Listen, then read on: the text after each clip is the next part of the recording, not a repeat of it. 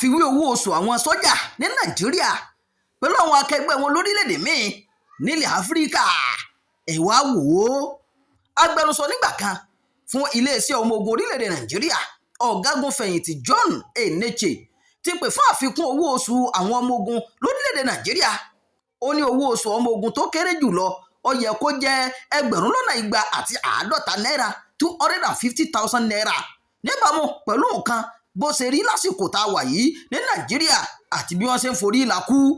mínísítà fún ètò ààbò ọ̀gágun fẹ̀yìntì Chris Musa ló kọ́kọ́ sọ ọ̀rọ̀ náà nípa ìgbáyégbádùn àwọn sọ́jà. ó sì sọ ọ́ lójú táyé láìpẹ́ yìí nígbà tó kéde pé wọ́n ti ṣe àfikún owó oṣù àwọn sọ́jà tó kéré jùlọ sí 100,000 náírà 100,000 naira láti 150,000 náírà 49,000 naira eléyìí tó wà tẹ́lẹ̀. ní báyìí ọ̀rọ̀ tí ọ̀gágun fẹ̀yìntì Enenche sọ nípa owó oṣù tuntun yìí ti ń fa ọ̀pọ̀lọpọ̀ àwísọ lórí ayélujára tí wọ́n sì ń kọminú lórí owó oṣù àwọn ológun pẹ̀lú iṣẹ́ ìfarajìn eléyìí tí wọ́n ń ṣe lẹ́nu iṣẹ́ wọn láti dáàbò bo ìlú, pàápàá fífi orí la ikú láti kojú àwọn agbébọn àti agbésùnmọ̀mí káàkiri tìbútòrò ilẹ̀ Nàìjíríà. kò sí àkọsílẹ̀ àpapọ̀ kankan gbòógì fún àfiwé owó oṣù àwọn ológun àti ìgbáyégbádùn wọn ní Áfíríkà. ní àwọn orílẹ̀-èdè kan kò ti lè sí ìròyìn tó sọ nípa rẹ̀ ní ìta gbangba fún aráàlú láti mọ̀, àmọ́ àwọn àjọ kan wà tí ojúṣe wọn dúró lórí àkójọ àwọn ìròyìn wọ̀nyí níwọ̀nba eléyìí tí wọ́n bá lè rí kójọ nínú rẹ̀.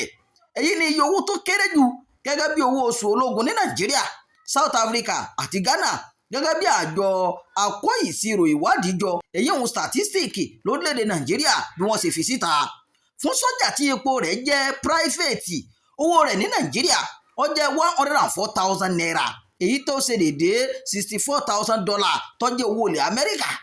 ní orílẹ̀‐èdè Ghana owó òṣìṣẹ́ eléyìí tó wà ní private ó jẹ́ 1,000 sí 1,500 cedis eléyìí tó ṣe déédéé 157,000 naira sí 235,000 naira owó Nàìjíríà.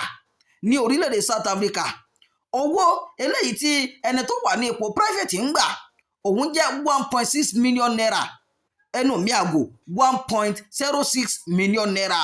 bákan náà ni statistic tó ṣàlàyé lórí owó oṣù àwọn ọ̀gágun oníràwọ̀ méjì èyí òun Major General èyí tí wọ́n fi sí mílíọ̀nù kan ó lé 500 náírà 1.15 million naira. owó oṣù akẹgbẹ́ wọn lórílẹ̀‐èdè South Africa ju èyí lọ ní ìlọ́po mẹ́jọ pẹ̀lú 9,999,600 naira ìyẹn tá a bá sí owó yẹn ní owó orílẹ̀‐èdè Nàìjíríà. ìròyìn fún ti àkókò yìí kò ní jù báyìí lọ. ẹ má gbàgbé láti máa darapọ̀ mọ́ ìkànnì yìí, ẹ máa pẹ́ ká, ẹ máa fi èròǹgbà ẹ sábàlá àríwú sí. ẹ ṣeun bí ẹ ti ṣe ń darapọ̀ mọ́ wa.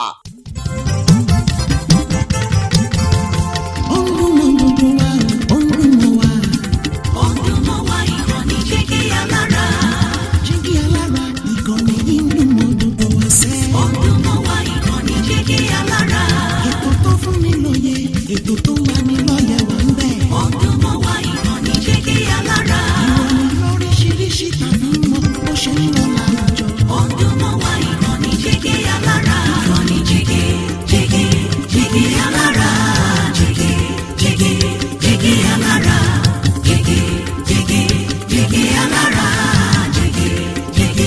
Jígí Alára. Ìkànnì Jígí Alára 24 bàbá gbogbo.